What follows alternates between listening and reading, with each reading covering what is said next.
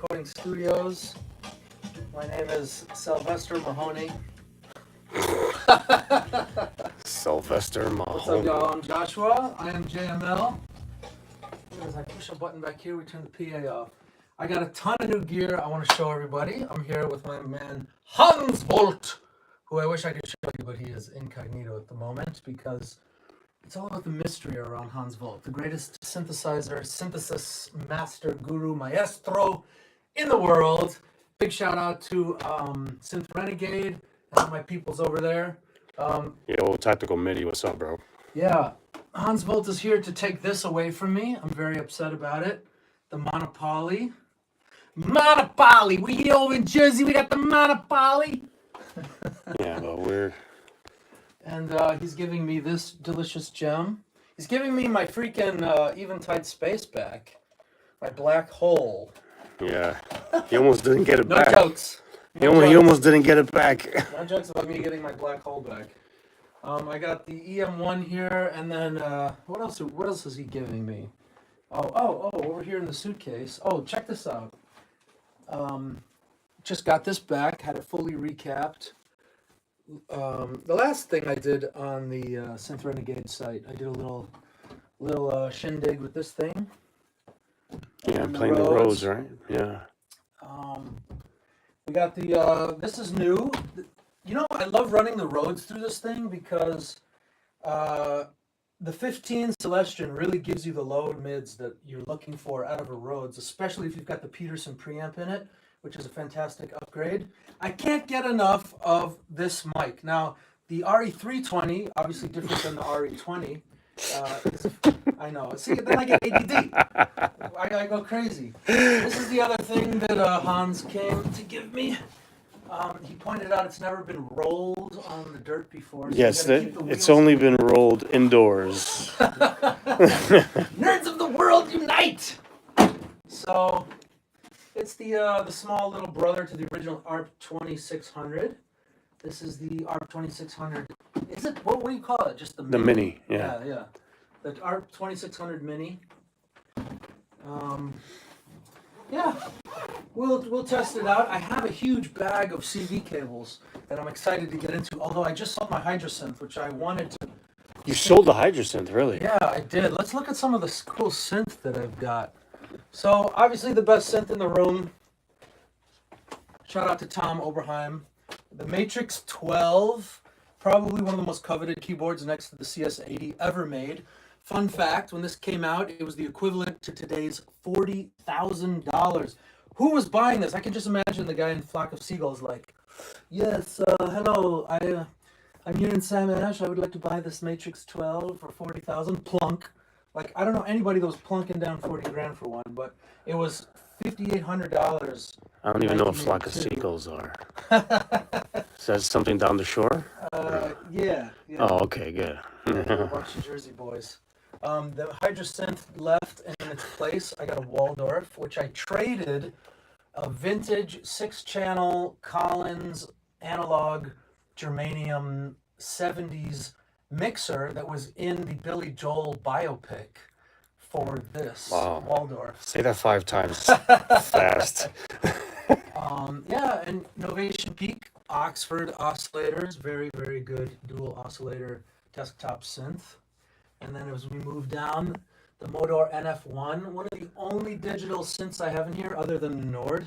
Yeah, I actually want one of these, man. And they're sick. I mean, they really are sick. The presets in this thing are killer. If you're into the Matrix 1000 and you love presets, the Modor is killer.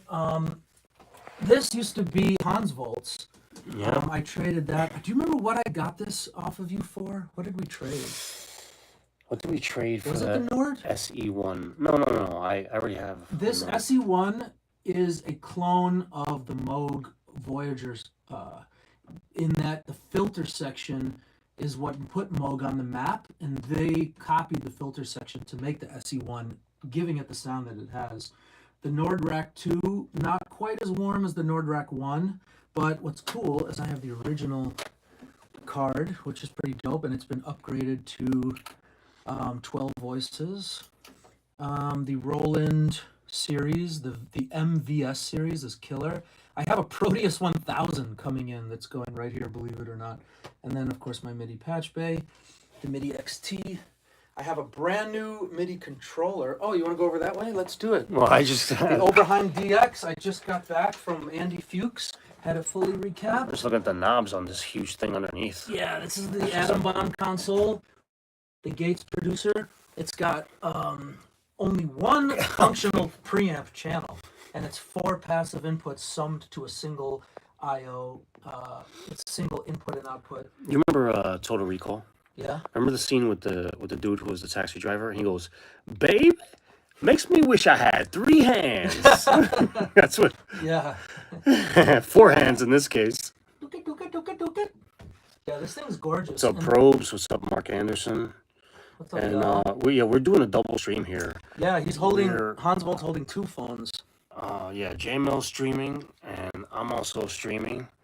I want to go through some really dope So gear. you got some We've got some cool gear here today. look, Eric and Donkey McDoof says, "What you doing?" What up, y'all? How you doing? Welcome, welcome. Check this out. A 5-channel Neumann line mixer. Hans, this used to be yours as well. Yeah, right. Dude, we've done so many A fun lot of trades in this room. trades. What the hell are these things? These are original RCA filter EQs. So these I thought are it was another passive circuit breaker. filters. These use hermetically sealed capacitors back from the 50s that never die, which I didn't even know about. Capacitors designed in the 50s only lasted 20 years. New capacitors last about 70 years, but those capacitors, they last forever, which is, they're a special brand, a special breed of RCA filter caps, which are pretty dope. This is my favorite 1/4-inch machine. If you are on a budget and you want a 1/4-inch machine that you can bias and set it and forget it, like a George Foreman grill, this is the one. You can lean on it so hard and it just goes and goes and goes and goes and goes. The Atari MX series, the 5050, not the MK2, but the original 5050, pretty dope. Yo, This- Apollo. This also used to belong to Hans Volt, and No, I it traded. didn't. Oh no, this is what started our Yeah, friendship. yeah. I bought one because he said you got to get one. Look, it's built on. If you ever see 4 USB slots on the back of a piece of gear, what does it mean? Pop Raspberry quiz. Pi. Raspberry Pi. Hans Volt for the win. There is a Raspberry Pi module inside here. If you don't know what that is, as soon as this is over, jump online and check it out. I also designed my own synthesizers from scratch. This is called the Lutz Oscillation. It's used as a breadbox board, proving my authoritative badassness on the internet worldwide. It's a synthesizer. It's a drone synth that I made from scratch. But not to knock myself down a peg, but it is built off of a kit, so I can't claim badassness quite yet. Yeah, you know, typical. Oh, that's the Sylvia Massey special right here. The Collins 12Z, fully recapped, a 600 ohm pre and post transformer tap, the best tube powered DI you've ever heard in your life.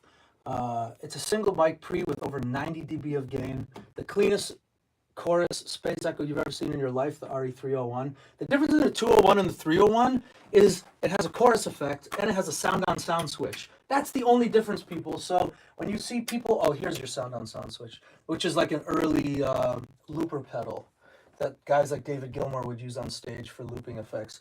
And if you see the 201s that claiming to be more popular than the 301, it's all BS. This just has more features. It's the exact same schematic, same topology.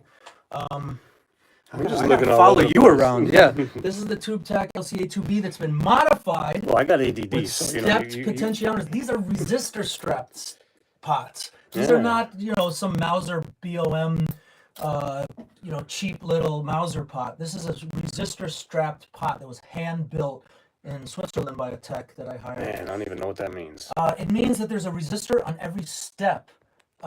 So you can do mastering recall with this piece of gear. This is a grinder transformer based Pultec EQP1A stereo unit with Mullard tropical fish capacitors in it that I had custom built. Super sick. I use a TRS patch bay. You can kiss my butt if you don't like it, because I like it. People don't like them because there's not a terminal barrier strip on the back with screw pots, so you can't screw in all your gear and it might fall out. No, Neutrik is the only TRS patch bay that we trust, because Neutrik will not fall out the back. I've never had a piece of gear not work because the TRS jack in the back fell out. So, raspberries to all y'all. Man, I could sure use Google Translate for this conversation.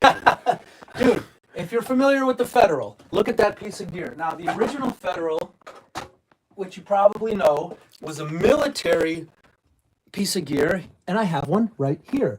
It came with a manual that described, it has an entire page that was allocated to teach the U.S. military how to destroy it if it fell into the hands of the enemy, including, and not withstanding to, or what's the word, what's that phrase? Not limited to using a pipe, a bat, a grenade, a shotgun, or throwing it off of a bridge onto rocks below. This was really high-tech, secret technology at the time, and engineers have turned it into a fire-breathing monster of a preamp. And this one, of course, uses all UTC iron, beautiful laminations, perfect transformers. The glass in it's all been, I mean, these are like $200 tubes. It's a killer pre.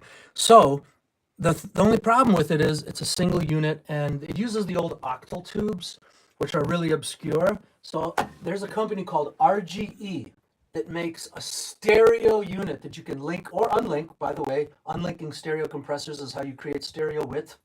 There's a little tip that's changed my life. This is a stereo Federal RGE. I can't recommend it enough.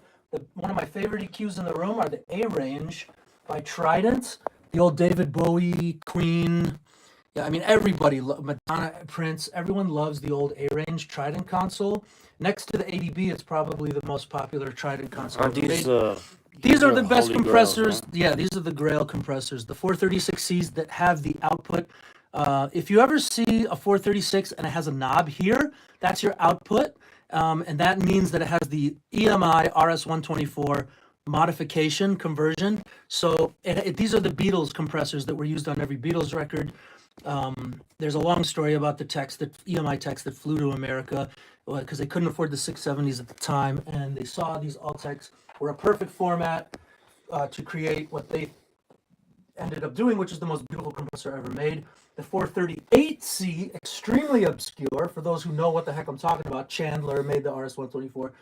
The 438Cs are more obscure. Pop quiz for you guys who know your gear. What's the difference between a 436C, which is totally iconic, and it's, you know, one of the most popular compressors of all time, and the 438C? I shall tell you.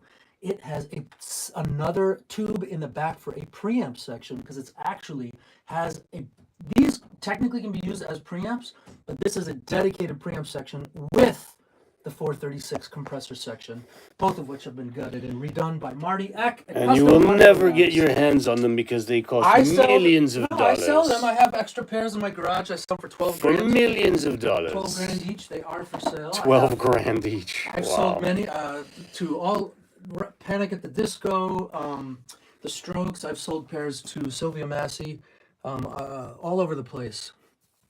This I got from Kenny Wayne Shepherd. This is the Benson Ecorec, fully recapped, restored, but it's the Italian version. So I had to put stickers on here because when you look at a button that says retard, you need to know that that means. Bro, it says retards. Yeah. You can have 12 retards, 1 retard, or 11 retards. Politically incorrect. Yeah. So I changed it to. You're a retard.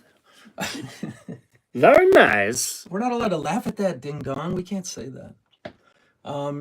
This is Vincentini, or what was his name? He invented this. You know what I love about this piece of gear? It's the only piece of gear that does what every piece of gear should do, which is it has a voltage switch on the back, so it can be used in Japanese voltage, 100, US 120, European 220, 240. It's really dope. 1084s, which I modified myself to have impedance switches. Why do I feel like we're losing everyone? Do people want to hear all this nerdy talk? No. No, they don't. They don't really care. I'll just go. But you're having a good time. I'm having a good time. I don't even know what the hell you're talking about. Let me do this. These are rack channel strips from my favorite consoles of all time. So like a Neve 80 series console, Neumann, Telefunken, Neve VR with the Musgrave mods, Studer, Neotech, and Pop quiz. Does anyone know who Roger Mayer is? These are Roger Mayer compressors. He's the guy that makes those like Starship looking fuzz pedals, and he's also the guy that modified the fuzz face for Jimi Hendrix, and he made consoles for studios all over the world, including a custom console for John Lennon. and this is a hand-built stereo pair made by Roger Mayer for me, because we used to be best buddies and skate together with Rodney Mullen. Really? That's a lie. Oh, it's fucking Here, check these out. I just got these.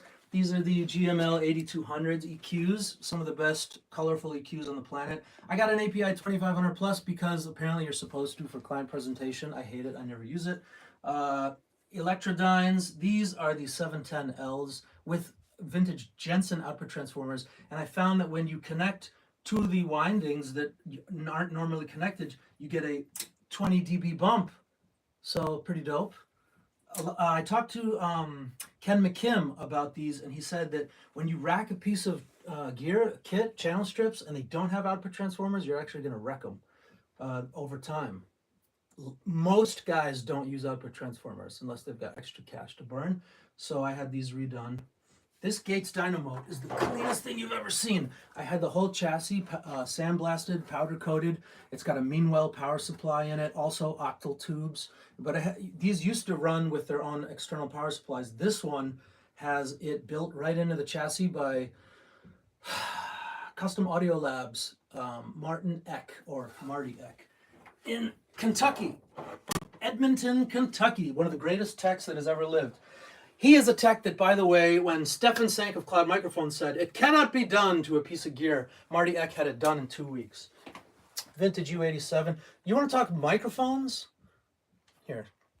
I've got some dope mics for you. Check this out. U47s, Vanguard, vintage RCAs, Reslos. These are the mics I used in the Marty Supreme movie, A Complete Unknown. It's a BEAG, super obscure, super rare Austrian mic. My favorite thing about this company is that if you modified EAG or BEAG gear in communist Russia, or this was an Austrian company, but if you modified this gear, you were thrown in jail for sabotage. So they would have to block the doors, guard the doors and windows, cover the doors and windows, and modify the consoles for proper headroom at the broadcast stations so they didn't go to jail. Crazy. Now let's talk about how much of a prick George Neumann was for stealing Joachim Wetzel's designs. So I've got Neumanns out the wazoo over here. I've got M582s, KM84s, KM64s, KM54s. But for instance, the U47 that I have here, I've got some 582s here, but the U47 famously uses the M7 capsule, which was stolen from an old TV and tube radio repair tech named Joachim Wetzel, who worked out of his garage repairing old radios. George Neumann hired him and stole all of his ideas, including the design for the M7 capsule. How do I know this? Because Josh Rua of JML Recording Studios in Brooklyn spoke to his great-great-granddaughter, who shouts from the mountaintops of the theft of her grandfather's ideas from George Neumann. You won't hear that information anywhere else. That is a conspiracy theory. 9/11 was an inside job, and Joachim Wetzel's ideas were stolen by George Neumann. Yeah, this is an original Death by Audio Fuzz War fuzz pedal. I've got some really dope pedals here, actually. This is one of the nicest little delays you'll ever use. The Red Panda Raster 2, not to be confused with the original edition. I love this Dimension C pedal. Anything by Hologram. I just got the Strymon Volante. I had it, sold it, had to get it again, because I'm not dragging a Benson Ecorec on the stage. Prelude Quiet Theory, killer delay pedal. Obviously, any Mutron pedal, vintage is killer. Anything by Jack Finch over at Finch Electronics in sunny California, all hand-wired A-class circuitry, beautiful stuff. Can't get enough of it. Good friend of mine. I'm actually an official distributor of his product. If anybody wants a Finch Electronics pedal. What else we rocking over here? Oh, I read that Steve Albini used a pair of these on all the Nirvana stuff for the drums. So I bought a pair of them, and I haven't even used them. But apparently you run drums through them, and they're just like boost pedals. That's pretty cool. Yeah, tone bender stuff. Okay, so I've got some really special stuff to show you. Check this out. If you've seen that movie, Marty Supreme, with Timothy Chalamet, there's a lot of cool mics in it. Another movie I did with Timothy Chalamet. I did 2 Timothy Chalamet movies this year. was a complete unknown, Bob Dylan. This was the mic that hangs above him in CBS Studios. Josh Rua, again, I'll mention him the same time here, Kismet Recording Studios. Him and I own a plethora of RCA 44s. This is the cleanest one you've ever seen in your life. Painted, re-chromed. It even has reformed grill. And the guy that restored this for me has a technique where he soaks the grill cloth in tea to make it a little off-white. Sorry, I'm a nerd. What do you want from me? I'm a total geek about this stuff. Yeah. This one was used in the Bruce Springsteen film. This was Stevie Van Zandt's guitar, if you're a Springsteen fan. So glad I don't have to. Oh yeah, I do have to work tomorrow. You gotta work tomorrow? Okay. All right, well, that's it. The night guitar amp, really cool. Used to be PA like a Bogan thing. That's dope. Champ, also used in the Jeremy Allen White Deliver Me From Nowhere film that I was an audio tech specialist on. Pair of Fuchs that he gave me as a gift for doing marketing and branding for his company, right here in Clifton, New Jersey. So much to say, so much time, so little to do. Strike that and reverse it. I got the phase shifter, the original PS1, not to be confused with the PS1A. And this I will finish on. How about that?